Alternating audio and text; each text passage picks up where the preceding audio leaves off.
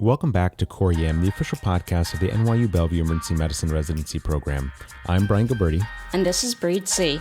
So what are we talking about this week, Bree? Well, since we're in the thick of summer, I thought we could touch base on a seasonal disease we see a lot of around here, Lyme disease. Yeah, as a Connecticut native who likes being in the outdoors in the sticks, I have a healthy fear of Lyme disease. And as an outdoorsman from the Constitution State, I know that these guys can really get under our skin. Lyme disease is crazy. It's the most common tick-borne illness in North America, and particularly endemic in the Northeast, Upper Midwest, and Northwest California. It's relevant right now because we see 80 to 90% of cases during the summer months. Yeah, the sneaky Borrelia burgdorferi spirochete has quite a transmission system. So the Ixodes scapularis, or the deer tick, has a 3-stage life cycle requiring 1 blood meal per stage. It first feeds on an infected wild animal, then finds a human to latch onto. Next, it typically crawls around until it encounters some resistance like a waistband, a skin fold, or a hairline, and then that sucker makes himself nice and comfy over the next 24 to 48 hours, and the spirochetes move from the tick to the host. Ugh, I'm itchy just thinking about it. I really don't like the thought of the spirochetes in my skin and blood, inducing local inflammation and cytokine release.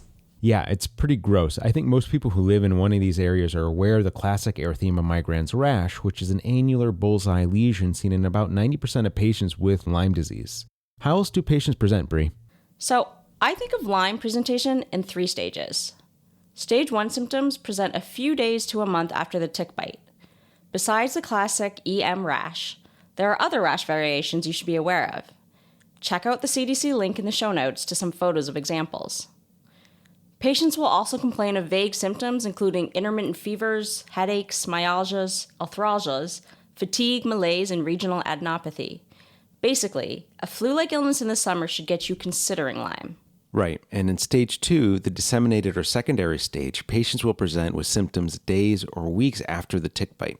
These symptoms may include stage 1 symptoms that are intermittent and fluctuating, as well as more severe symptoms. Watch out for neurologic findings such as aseptic meningitis, cranial neuritis such as Bell's palsy, radicular neuritis, as well as cardiac symptoms including AV block, bradycardia, tachycardia, and myopericarditis. And finally, in stage 3, the tertiary or late stage, patients will present with symptoms greater than a year after the tick bite. Their dermatologic presentation can look like scleroderma, an entity called acrodermatitis chronic atropicans, which really just means atrophic lesions on the extensor surfaces of their extremities. They may complain of monoarthritis or oligoarthritis in their knees, shoulders, or elbows, or right upper quadrant pain from hepatitis. Ocular findings may include symptoms of keratitis, uveitis, iritis, or optic neuritis. And they may suffer from chronic axonal polyneuropathy. In terms of kids, they're more likely to be febrile than adults, and we see facial palsy accompanied with aseptic meningitis in about a third of pediatric patients with Lyme disease. And one other thing, there's a controversial entity called chronic Lyme disease versus Lyme disease sequelae. Chronic Lyme disease basically is a continuation of symptoms after antibiotics. The current recommendation for chronic Lyme disease is supportive care only. Okay, got the 3 stages of symptoms down. What kind of history and physical exam clues tip you off in the ED, Brian? Besides asking about travel or living in endemic areas, think Maine to Virginia, Wisconsin, Minnesota, or Northwest California. Also ask about camping, hiking, or walking or working in the woods. Obviously, don't forget to ask about a history of a tick bite, but keep in mind that only 30 to 50% of patients with Lyme recall having a tick bite. And in terms of physical exam, do a careful skin exam as well as joint, cardiac, eye, and neurologic exams. And most importantly, perform a careful search for that tick. More on how to remove them later. Exactly. And any labs we're getting on these patients, Bree? Well, depending on clinical suspicion, symptoms, and how sick the patient is, you can consider getting a CBC, ESR, Chem7, and LFTs. We might see a leukocytosis, anemia, thrombocytopenia, elevated LFTs, and an ESR greater than 30, which is the most common lab abnormality in Lyme. Nice. And for patients with meningeal signs, consider an LP, and that's more to rule out other etiologies rather than to diagnose Lyme meningitis, given that Lyme PCR and Lyme antibody index are not extremely accurate. Now, that being said, CSF might show pleocytosis, elevated protein, or spirochete antibodies. Got it. So I don't know about you, but I've had so many patients come in and ask, can you just test me for Lyme? Yeah, it's been in the news so much, and everybody knows at least one other person with Lyme disease, so I think patients are always worried about having it. Serological testing is a bit more complicated with Lyme. So, Bree, are you just testing everybody who comes in with a bullseye rash from Connecticut? Nope. Serologies are not always warranted because there is such a high incidence of false positives. Acute Lyme is a clinical diagnosis and doesn't need lab confirmation, especially in endemic areas such as New York.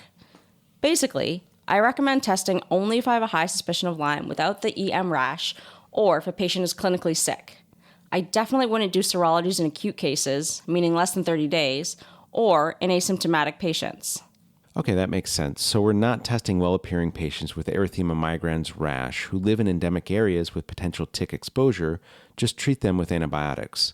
And conversely, we're not testing if patients in an endemic area present with no history or potential tick exposure or only nonspecific symptoms. And keep in mind that we live in an endemic area where 5% of the population can have a positive test without symptoms. Exactly. So if pretest probability is high, meaning symptoms are consistent with Lyme plus a correlating epidemiological background, then patients with cranial nerve palsy, meningitis, carditis, migratory large joint arthritis can benefit from serologies. If you do choose to perform them, there are 2 tests you need to use together. First, the ELISA. This detects antibodies to Lyme bacteria in your blood, but it can't distinguish between Borrelia Burgdorferi and similar bacteria, even sometimes normal flora that just lives in you. In addition, IgM response takes 1 to 2 weeks, while IgG response takes 2 to 4 weeks. If ELISA is positive or equivocal, then you move on to the Western blot test.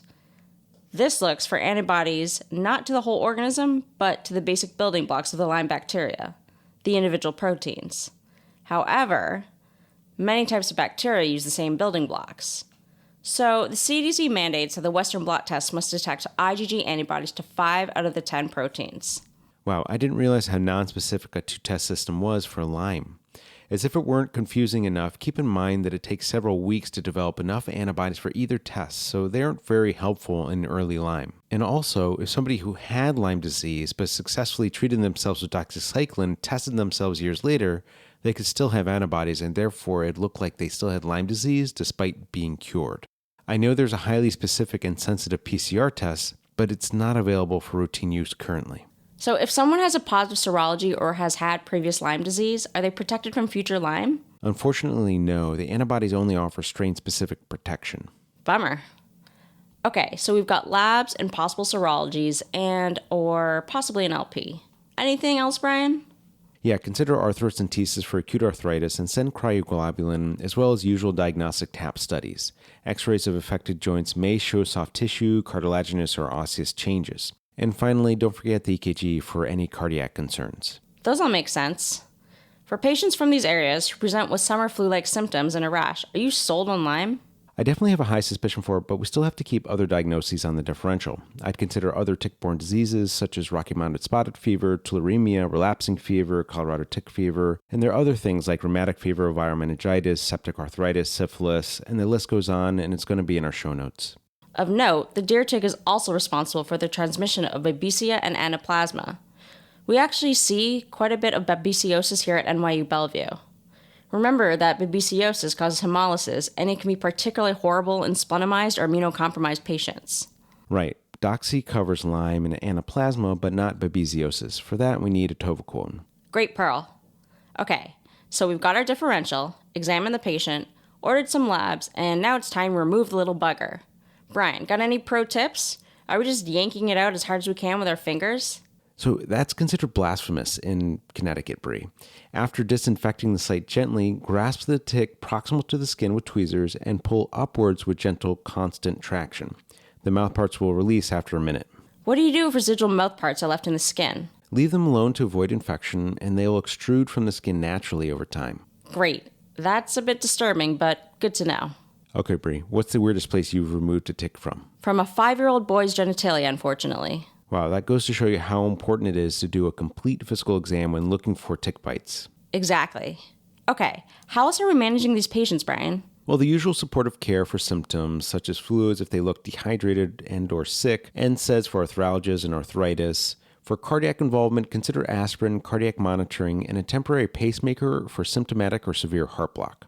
Now, are you ready to talk about antibiotics? Let's do it. Are you giving doxycycline prophylaxis to all patients who are coming in with a tick bite? Nope. The IDSA actually has pretty clear guidelines for who to give a single dose of 200 milligrams PO doxycycline to. Candidates have to meet all of the following 4 criteria. 1. The deer tick has been attached for 36 hours or more. 2. Doxycycline prophylaxis can be provided within 72 hours of tick removal. 3. The local rate of Borrelia infection in ticks exceeds 20%. And 4. Doxycycline is appropriate, meaning that the patient is older than 8 years old and is not pregnant or allergic. Doxy is the drug of choice, given it has the best bioavailability and CNS penetration. The rationale for the time of attachment relates to the fact that the spirochetes live in the tick's gut, so they need a long time to multiply and travel to the salivary glands, which is triggered by a blood meal.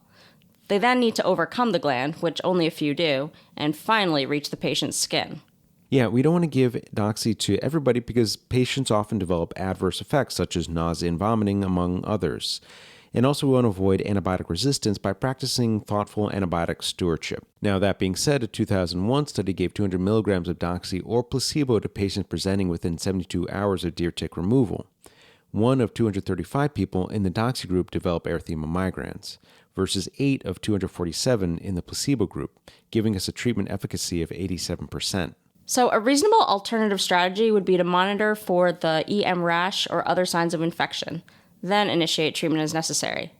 I'd be okay with this given the great outcomes in patients who are treated early on in the disease. Okay, I feel good about doxycycline prophylaxis. How about the patients in whom you have a high clinical suspicion of Lyme disease and want to treat? So before going to the actual drugs, I think it's important for us to remember to convey to our patients that antibiotics can speed the resolution of arthritis and cardiac conduction delays, but not necessarily the facial palsies. Exactly. Facial palsies usually improve over the course of time, but patients can be frustrated by how slow the progress is. So for patients with stage 1 Lyme, our first line should still be doxycycline, unless the patient is under 8, allergic, or is pregnant. We're doing 100 milligrams PO BID times 3 weeks. Other oral meds you can choose are amoxicillin, cefuroxime, or zithromycin. In terms of dispo, you can likely discharge these patients home with close follow-up. Now, stage 2 treatment is a little challenging because you have to decide whether to treat with oral or IV antibiotics. Obviously, if a patient is sick, you're going to be doing IV antibiotics. But you can do oral antibiotics for isolated Bell's palsy or mild symptoms.